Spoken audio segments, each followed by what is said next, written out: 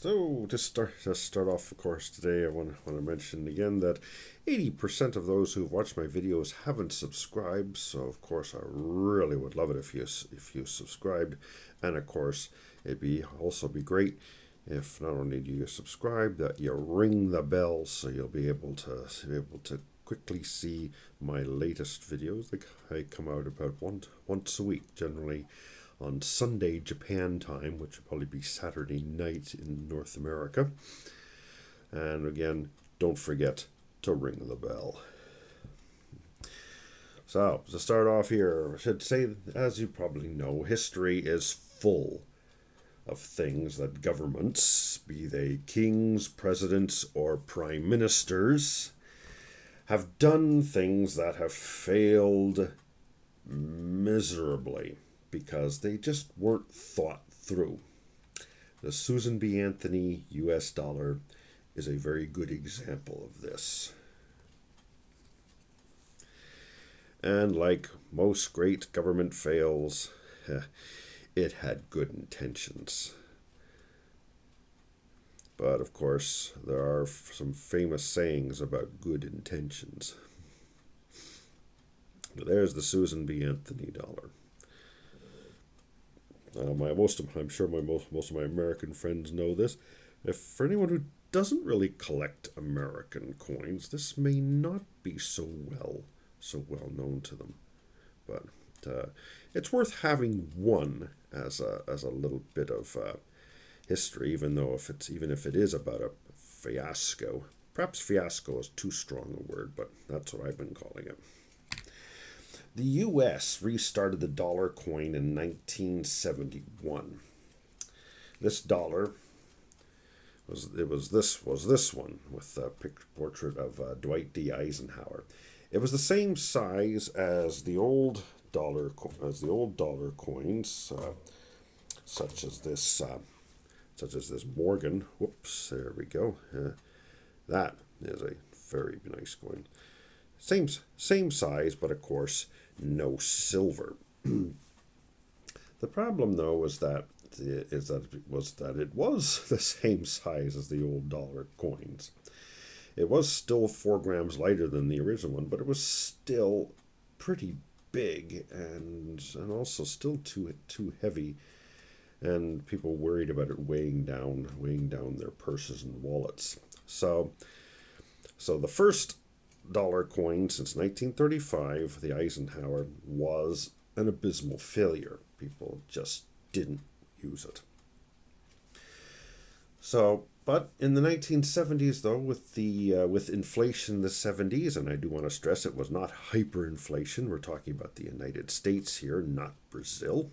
Please check my video on Brazil hyperinflation. I did recommend it actually last week when talking about the Canadian loonie. But clearly there was a need for a usable $1 coin. So a decision was made to make a smaller coin and try to differentiate it from the U.S. quarter, because if you made it smaller, it was going to be close to the size of a quarter, and that was going to cause confusion. Or it's going to be close to the size of a $50. Again, causing confusion. So this coin that was settled on and introduced in 1979,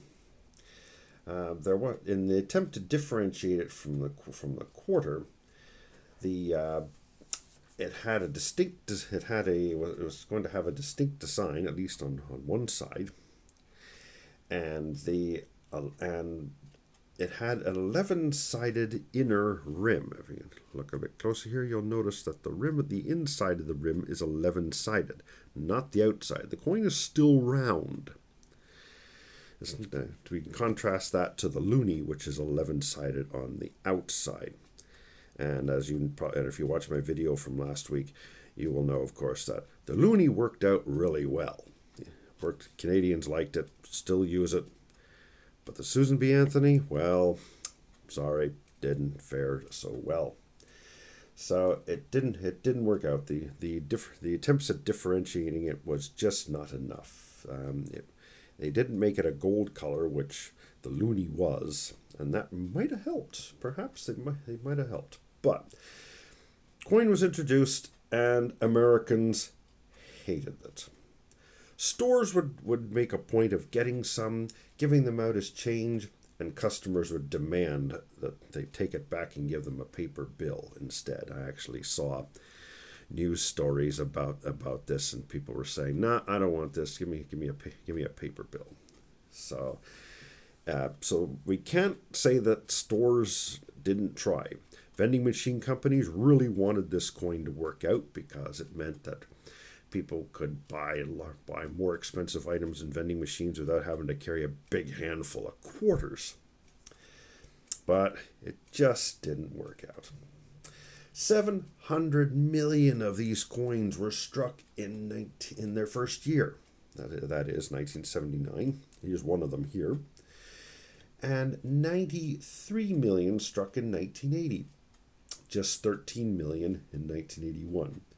So, by the end of 1981, 400 million Suzy bees. That's what I thought. If they had given it a catchy name, Suzy bees. 400 million Suzy bees sat in a U.S. Mint warehouse with no sign of them being needed anytime soon. And how much is 400 million Susan B. Anthony's? Well, that's $1,000 bags stacked over 3 meters high, that's 10 feet, in a warehouse the size of a tennis court, with 24-hour security service, of course. But then again, some would argue that who on earth would ever want to steal any of these things? Hey, $1's $1, right? However, the supply was slowly whittled down. Notice I used the word whittled because, took a while. And it was whittled down mostly by the increasing use by vending machines. Vending machines slowly converted to it, and people found it handy for use in vending machines in many places in the U.S.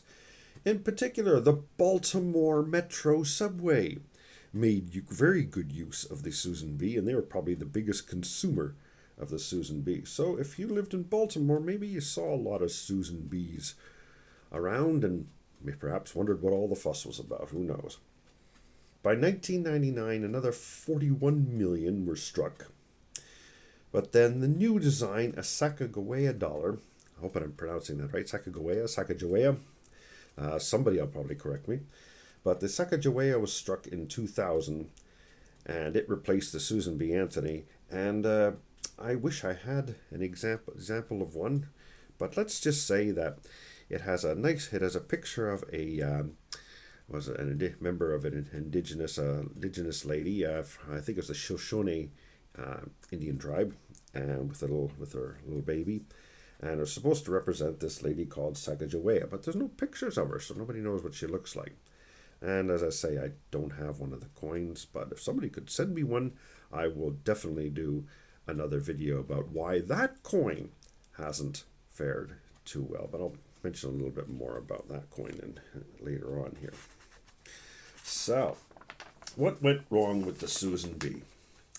The most obvious reason, of course, is that it looked too much like the quarter. Now, certainly size-wise, it was close in size. It was only about 2 millimeters larger.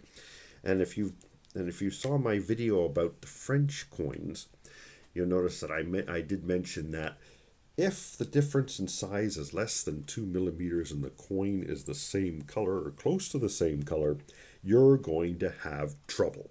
And of course, trouble is what they had. People definitely confused it to the quarter. And sure, perhaps if it had been gold colored and 11-sided on the outside, like our trusty Canadian loonie, maybe it might have been more accepted and might have even been successful.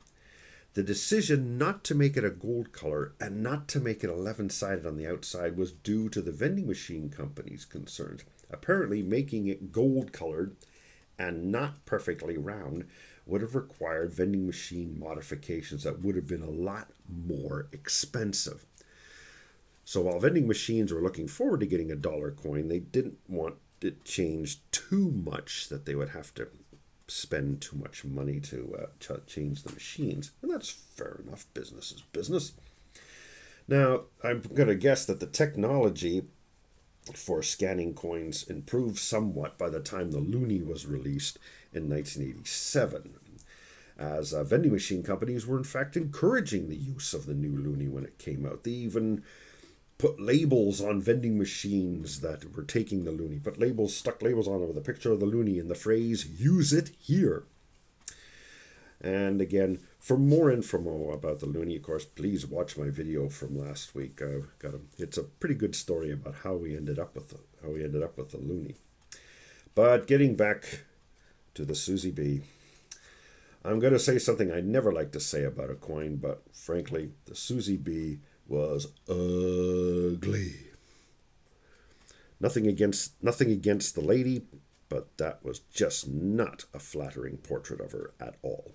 And I'm sorry, but coins really should make the effort to have reasonably flattering portraits of people. Make them look nice. Like this idea of warts and all, nah, I don't think it works with coins. It just turns people off. The artist, a guy named Frank Gasparo, I hope I'm pronouncing it right. He's the guy who designed this, the reverse of the Kennedy $50 back in the early 1960s. A very nice design, of course, copied from the seal of the President of the United States. And he was given the job of designing the new dollar coin. And he wanted to make her as attractive as possible, but he was, as we say, forced to work with what he had. He found a portrait of her at 28 years old. It was rejected because it was too attractive. And a portrait of her at 84 made her look too old. So Gasparo tried to adjust the picture of her 84-year-old portrait to make it look age 50, which is why when you look at it, it does look like a rather strange picture, in that almost as if she's old, but she used a lot of skin cream and kept her face wrinkle free. It's just weird. So the final result, as I say, was still not very good. There are no known pictures of Susan B. from age 50. And unfortunately, you could say Photoshop didn't exist at the time, so he had to rely on his own artistic talents to try to come up with something that would work. Now, Frank Gasparo did have an earlier design known as the Liberty Cap, same design that was used in the 1794 large cent. Wish I had one of those to show you, but unfortunately I don't. However, the design that he proposed actually is in the thumbnail for this video of the obverse of a Lady Liberty with the cap. And I felt it would have been a perfect design. Unfortunately, like so many things in the U.S., politics intervened. Members of Congress insisted that a woman be put on the coin, not an allegorical figure, as I have talked about in few previous videos, but a real woman. And this was the one. Susan B. Anthony, in case anyone doesn't know, and I do recommend reading a bit of her history, was the lady who started the movement to give women the vote. Yeah, back in the early days of American history, only men could vote. Women were not allowed to vote. She died before women got the full vote, but during her lifetime, several states and local municipalities did allow women to vote. So she saw what was happening and the change that was occurring. But unfortunately, she had passed on before the amendment to the Constitution that allowed everyone to vote. But one last note, though, about the Susan B. and what happened is that While I could say that people didn't like the Susan B because it was ugly, it was the wrong color, it was the wrong size to go with the color because it caused confusion. The US introduced, as I mentioned, a new $1 coin in 2000. It was gold, and it actually was quite easy to differentiate from the quarter, and also to differentiate it from the half dollar. And not too bad a design. I still prefer the Liberty Cap design, but again, they wanted to have an American native, and this is what they went with. The design, though, I guess I don't know. It wasn't. I don't think it was ugly, but the Americans still didn't like this new dollar coin. And perhaps my American friends can tell me why, as I'm got to admit I'm kind of mystified over this. One wonders, though, if they had given it a catchy phrase at the beginning, something like, like if the Susan B. Anthony had been called the Suzy, or the Sacagawea dollar had been called the Sac or the Saca. Could you imagine, like U.S. business reports on the markets today? The Suzy was up against the yen and the euro. Maybe not, but who knows? Again, perhaps my American friends can explain to me why the Sacagawea dollar did not work out. Maybe it needed to be 11-sided. I just don't know. So, if you have any questions, please post in the comments, and if you have any suggestions for any other coins that I should show, please let me know. And thank you very much for watching.